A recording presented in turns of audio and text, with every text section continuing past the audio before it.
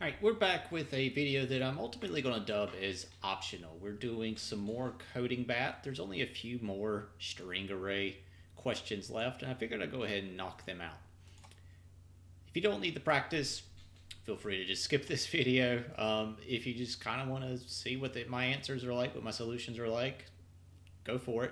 I kind of recommend pausing it and trying these on your own to really get the most out of this. So here I'm looking at the AP1 section and we're looking at score up. And again, the important thing here is this is using a string array. We're transitioning into object arrays, not just our typical integers or doubles, but this says the key array, that's this parameter coming in, is an array containing the correct answers to an exam, such as A, B, B.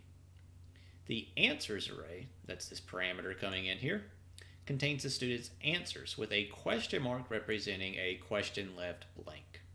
The two arrays are not empty and they have the same length. Both those things are just going to make it easy on us. Return the score for this array of answers given +4 for each correct answer, -1 for each incorrect answer, and a +0 for each answer left blank, that is a question mark. Interesting enough, none of the examples ultimately give us a question mark in them, but why don't we take a look at least one of them. Keep in mind this is the answers array, and this is the key. Okay, so ultimately that kind of doesn't matter because all we really need to know is do they match or not. For instance, I'm going to compare this element to this element. In this case they match, so that's effectively a +4. Looking at this element and this element, they do not match, so that's going to be a -1 for an overall score thus far of 3. We see a B and a B, that's a match, so that's a +4, giving us 7. Then we see a B and a C, which is a -1, and that's ultimately how we got the answer of 6. Let's dive into this. First thing I'm going to do is create some type of integer to track my score. And I'm going to initialize that to 0. I'm ready to start looping. And it doesn't matter which array we effectively pick here because they tell us that they're going to have the same length. However, I do need an index, so I'm going to use a for loop instead of a for each loop because ultimately I want to compare the element at index I to the element at index I from each array. So I is going to start at 0, and we'll say as long as I is less than, and again it doesn't matter, we can do key.length or answers.length. I'm going to do key because it's just less to type. But with each iteration, I want to compare this string from key to the string from answers. Keep in mind these are string arrays, but the individual elements are strings. So if key is a string array, I'm going to go inside that to get the single string. Really, I'm going to actually change this to answers. It's going to make sense in just a moment why I'm flipping it, really for future branches of this logic tree. So answers is a string array. Answers at I is a string. In theory, it's a single character, and so you could use char at here, but char at's actually going to make this harder. What I'm just going to do is compare string to string to see if they're exactly the same, right? Because if this was char at, I basically could go in the string, use char at to get the element at index I, and then can do the same thing in the opposite array. So I'm going to pull from answers at I. What I've highlighted is a string. I want to know, does that string equal the string from key at the same index? Okay, I want you to notice I'm using the equals method, not the equals relational operator. The equals relational operator, you'll get kinda correct results when working with string, but keep in mind ultimately what it's doing is looking at pointers, kinda. String is just its own beast.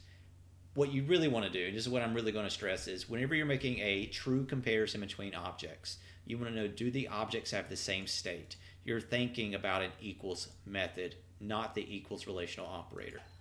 I'm going to ask the question, is this string equal to this string?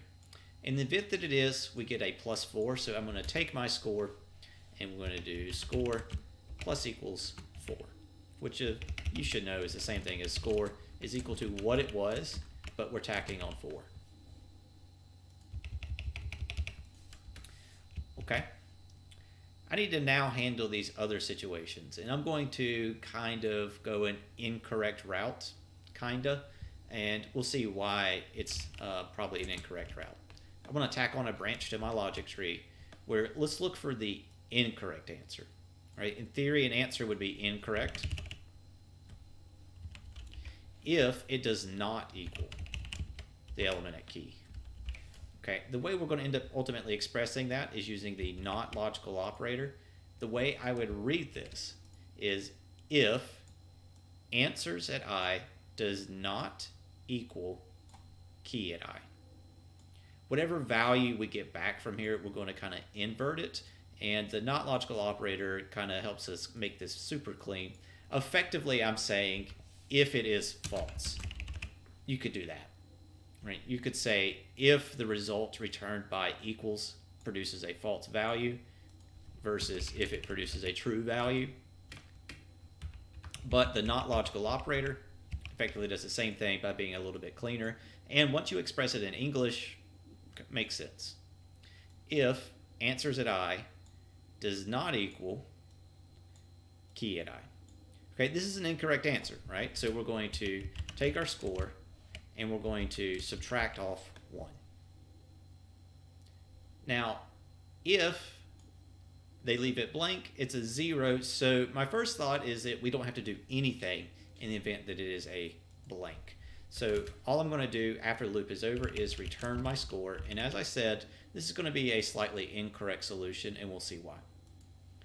I'm going to hit go. You see we get some test cases correct. Let me zoom out so this is a little bit easier to read. We get some test cases correct, but I get like this one wrong. And you see the big difference is we got question marks showing up. Okay, let's think about this. In this particular test case, this is the answer. So I'm going to compare my answer, which is a question mark, to this. And I'm going to ask, are they equal? No. I'm going to jump down here and say, are they not equal? Well, yeah. The question mark is not equal A. So what's happening currently is in the event that there is a question mark, I am subtracting a point out. Now, there's a couple of different ways to handle this. You could add to this expression, right? We could tack on an and basically say if it's also not a question mark. That is, the key and answer are not the same, but they're also not, the answer is not a question mark.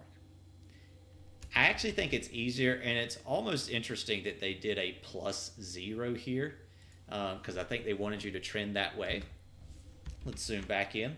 Is just add a branch here in between. So I'm going to check to see, are they equal? Okay, if I reach this point, I know they're not equal, but it's possible that it's a question mark. So I'm going to look specifically for a question mark. So I'm going to see, does my answer equal question mark? Right? Notice I'm using a string literal here, looking for something very specific. If that's the case, I effectively want to add 0 to my score.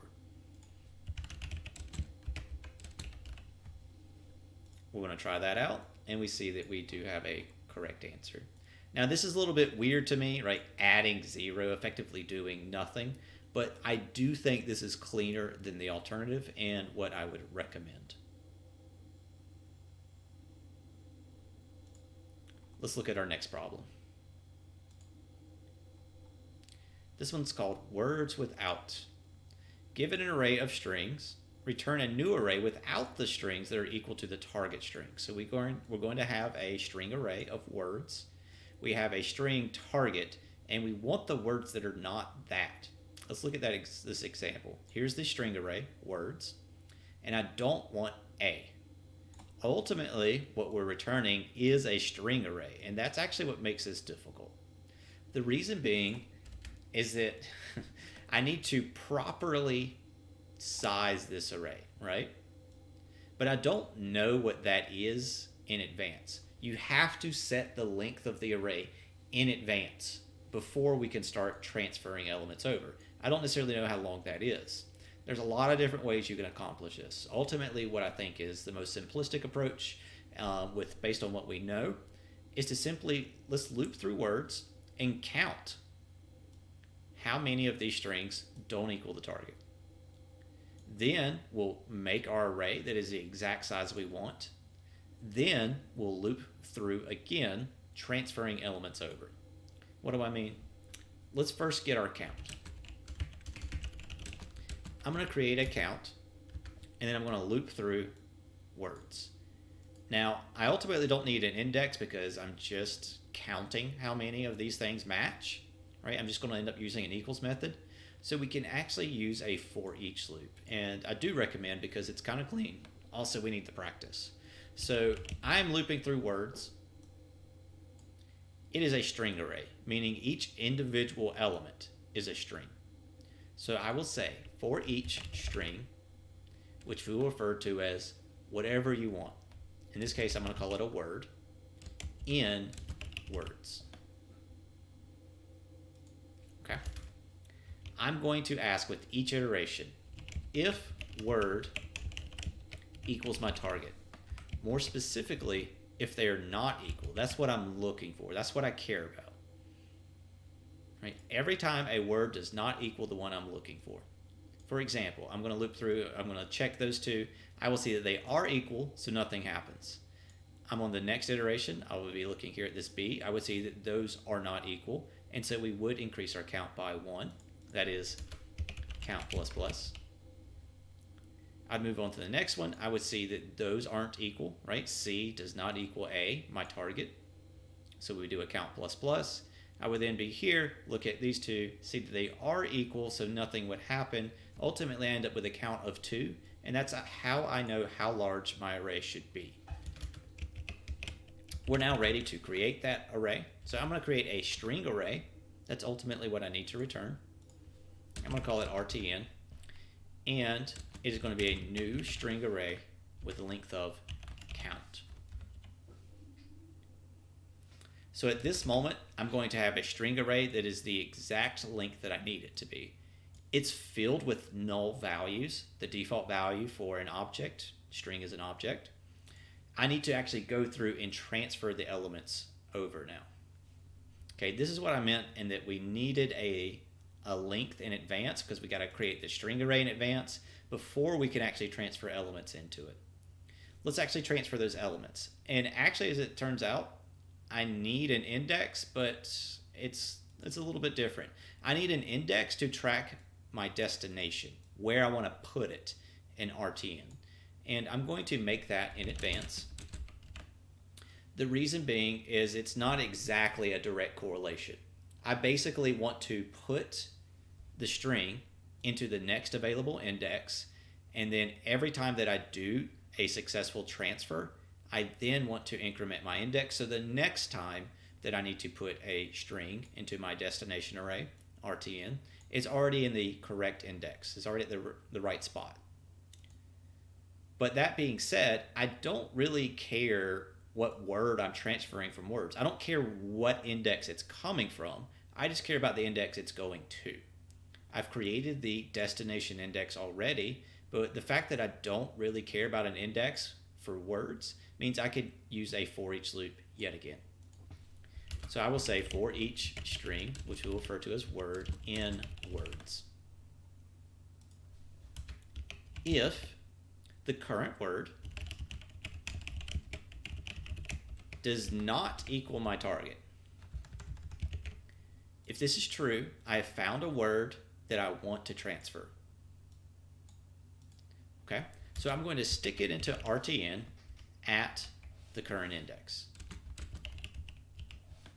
This was a successful transfer, right? Whenever this happens, we have transferred a word.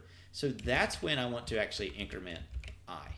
So not only am I going to transfer the word over, I want to increment I. So the next time that I do a transfer, we're not overriding the data, right? If I did not update I here, we would just be constantly sticking the word at index 0. But every time that a transfer happens, that's when I want to transfer it, and then we increase our index. After that loop is over, I've transferred all the elements. My array is the exact size I need it to be. I'm going to return it. In this case, the string array RTN.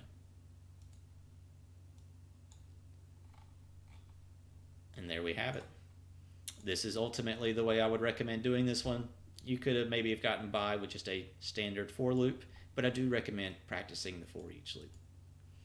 That's going to be it for now. I'll see you in the next one.